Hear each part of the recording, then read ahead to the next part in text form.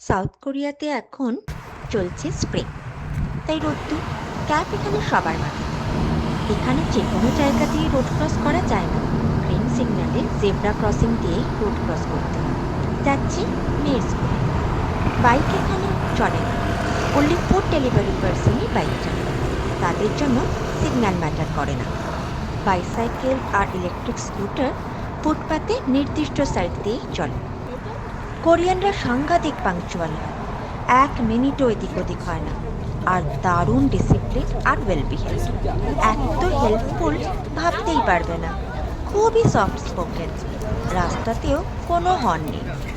English mostly না বলতে পারলেও হেল্পের কোনো ত্রুটি হয় না।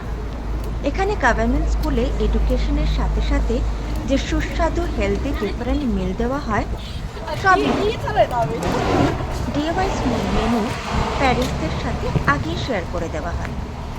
আজকের ওয়েদারটা সত্যিই দারুণ। চলে এসেছি স্কুলে। কেমন লাগছে তোমাদের?